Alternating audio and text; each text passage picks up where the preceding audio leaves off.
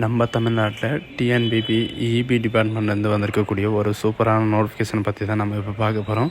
இதுக்கான education and குவாலிஃபிகேஷனை பொறுத்த வரைக்கும் பார்த்தீங்கன்னா நீங்கள் 8th 10th +2 டிப்ளமோ டிகிரி எது படிச்சிருந்தாலும் நீங்கள் இதுக்கு அப்ளை பண்ணலாம். அது மட்டும் இல்லாமல் இதுக்கு வந்து பார்த்தீங்கன்னா எக்ஸாமும் கிடையாது, ஃபீஸும் கிடையாது அப்ளை பண்ணுறதுக்கு அப்படின்னு சொல்லியிருக்கேன். அது மட்டும் இல்லாமல் ஸ்டார்டிங் சேலரி வந்து பார்த்தீங்கன்னா 15,700 உங்களுக்கு ஸ்டார்டிங் சேலரி இருக்கும் அப்படின்ட்டு சொல்லியிருக்காங்க. அது மட்டும் இல்லாமல் 31 அதாவது 31 இந்த மாதம் 31ஆம் வரைக்கும் நீங்கள் ஆன்லைனில் அப்ளை பண்ணிக்கலாம் அப்படின்றதையும் இவங்க சொல்லியிருக்காங்க. ஸோ யாரெல்லாம் அப்ளை பண்ணலாம், எப்படியெல்லாம் அப்ளை பண்ணலாம் அப்படின்றத நான் உங்களுக்கு எக்ஸ்பிளைன் பண்ணுறேன். வீடியோவை ஸ்கிப் பண்ணாமல் எண்டு வரைக்கும் பாருங்கள். அதோடு நம்ம சேனலுக்கு இப்போ தான் நீங்கள் ஃபஸ்ட் டைமாக உள்ளே வந்திருக்கீங்கன்னா நம்ம சேனலை சப்ஸ்கிரைப் பண்ணி வச்சுக்கோங்க. அதோட நம்மளுடைய வாட்ஸ்அப் குரூப் லிங்க்கையும் நான் கீழே டிஸ்கிரிப்ஷனில் கொடுத்துருக்கேன். அதுலேயும் நீங்கள் ஜாயின் பண்ணாமல் இருந்தீங்கன்னா ஜாயின் பண்ணிக்கோங்க. ஸோ இப்போ பார்த்துருக்கக்கூடிய மின்சாரத்துறை வேலையோட அஃபிஷியல் நோட்டிஃபிகேஷன் அண்ட் அப்ளை பண்ணுற லிங்க்கையும் நான் கீழே டிஸ்கிரிப்ஷன் கொடுத்துருக்கேன். மறக்காமல் டவுன்லோட் பண்ணி படித்து பாருங்கள். ஸோ அந்த லிங்கை கிளிக் பண்ணிங்கன்னா டேரெக்டாக இந்த மாதிரி பேஜுக்கு வந்துடுவீங்க. இதுதான் இதோடைய அஃபிஷியல் வெப்சைட்.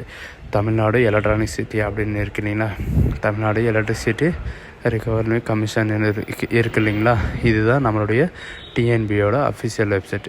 இதில் வந்து பார்த்தீங்கன்னா ஹோம் பேஜில் வந்து கீழே ஸ்க்ரோல் பண்ணிட்டே வந்தீங்கன்னா உங்களுக்கு எல்லாமே தெரியும். உங்களுக்கு என்னென்ன ரீசெண்டாக வாட்ஸ் நவ்வில் வந்து நோட்டிஃபிகேஷன் வந்து என்னென்ன ரிலீஸ் பண்ணியிருக்காங்க, என்னென்ன நோட்டிஃபிகேஷன் வந்து விட்டுருக்காங்க அப்படின்ட்டு கரண்ட்டில் வந்து என்னென்ன இருக்கோ அதெல்லாம் உங்களுக்கு வெளியிட்டிருப்பாங்க. இதில் வந்து பார்த்திங்கன்னா உங்களுக்கு 2024 ரெக்ரூட்மெண்ட்டுக்காக உங்களுக்கு நோட்டிஃபிகேஷன் வந்து வெளியிட்டிருக்காங்க. அந்த லிங்க்கை நீங்கள் கிளிக் பண்ணவே போதும்.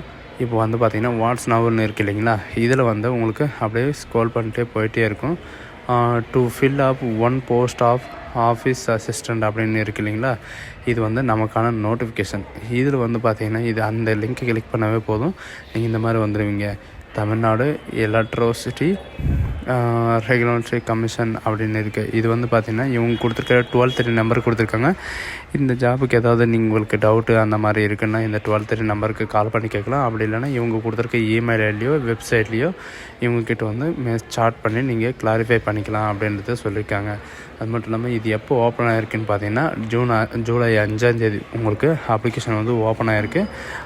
எப்போ முடியும் அப்படின்றத இந்த நோட்டிஃபிகேஷனில் எண்டில் கொடுத்துருப்பாங்க, அதை நான் உங்களுக்கு சொல்கிறேன்.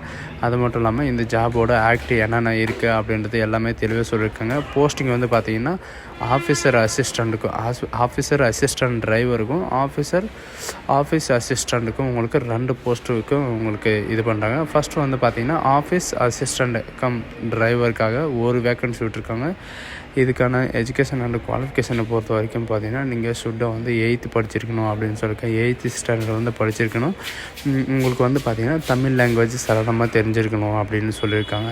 இவங்க வந்து பாருங்கள் 31/5/2007 இந்த டேட் ஆஃப் பர்த்துக்கு மேலே இருக்கிறவங்க யாருனாலும் அப்ளை பண்ணிக்கலாம் அப்படின்னு சொல்லியிருக்காங்க.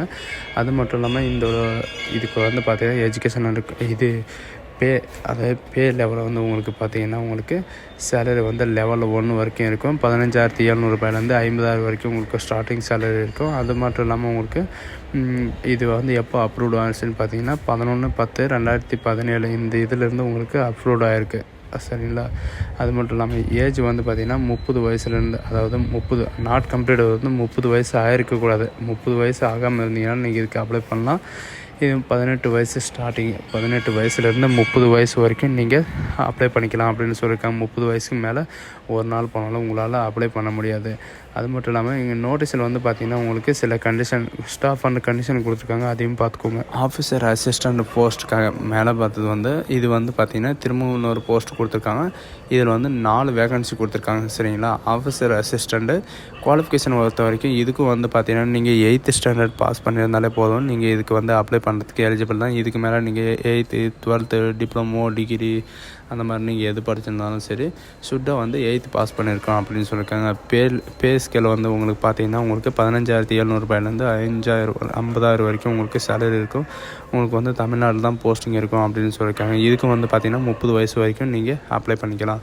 இது வந்து பார்த்திங்கன்னா அவுட்ஸ்டாண்டிங், அதாவது ரிசர்வேஷன் போஸ்ட் எத்தனை இருக்குதுன்னு பார்த்தீங்கன்னா டோட்டலாக வந்து 5 ரிசர்வேஷன் போஸ்டிங் இருக்குது.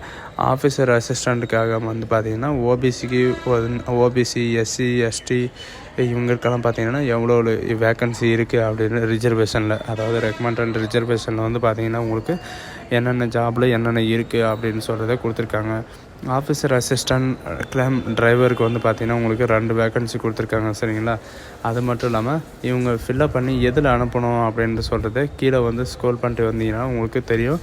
தமிழ்நாடு செக்ரட்டரி, அதாவது தமிழ்நாடு இந்த செக்ரட்டரி இந்த அப்ளிகேஷன் கொடுத்துருக்காங்களே, எலிஜிபிள் கேண்டிடேட் வந்து ஷுட் அப்ளை டு போஸ்ட் மூலிமா தான் நீங்கள் அப்ளை பண்ணணும். போஸ்ட் மூலிமாவோ அல்லது நேரடியாகவோ வந்து நீங்கள் அப்ளை பண்ணிக்கலாம் அப்படின்றது சொல்லியிருக்காங்க. அது மட்டும் இல்லாமல் இவங்க கொடுத்துருக்கிற அந்த அட்ரஸ்க்கு, அதாவது உங்களை வந்து ஷார்ட் லிஸ்ட் பண்ணி எடுப்பாங்க. அந்த ஷார்ட் லிஸ்ட் பண்ணி எடுத்ததுக்கப்புறம் வந்து பார்த்திங்கன்னா உங்களுக்கு இந்த இடத்துக்கு போயிட்டு இன்டர்வியூ இருக்கிற மாதிரி இருக்கும் சரிங்களா. இந்த secretary Tamil Nadu electricity regular commission 4th floor SIDCO corporation officer இந்த இது கொடுத்துருக்காங்க இல்லையா, சென்னை. அதாவது சென்னையில் வந்து ஈஸ்ட் 6,32,000 இந்த இதெல்லாம் நீங்கள் பண்ணணும். லாஸ்ட் டேட் நான் சொன்ன மாதிரி தான் இங்கே கொடுத்துருக்காங்க பாருங்கள், 31/7/2024 இந்த நாளுக்குள்ளே நீங்கள் அப்ளை பண்ணணும். அப்படி இல்லைன்னா உங்களுக்கு ரிஜெக்ட் ஆயிரும் அப்படின்னு சொல்லியிருக்காங்க.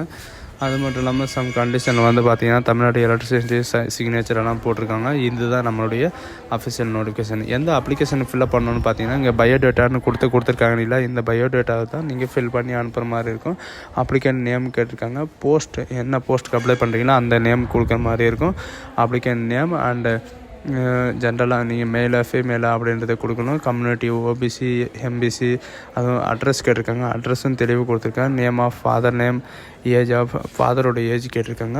அப்புறம் பர்த்ஸ், அதாவது உங்களுடைய பிறந்த இடம் எந்த இடம் அப்படின்னு கேட்டிருக்காங்க. குவாலிஃபிகேஷன் அந்த எம்ப்ளாயி எக்ஸ்சேஞ்சு கார்டு, அதாவது நீங்கள் இதிலே ஒர்க் பண்ணியிருந்தீங்கன்னா உங்களோட எம்ப்ளாயி எக்ஸ்சேஞ்ச் கார்டு கேட்டிருக்காங்க சரிங்களா.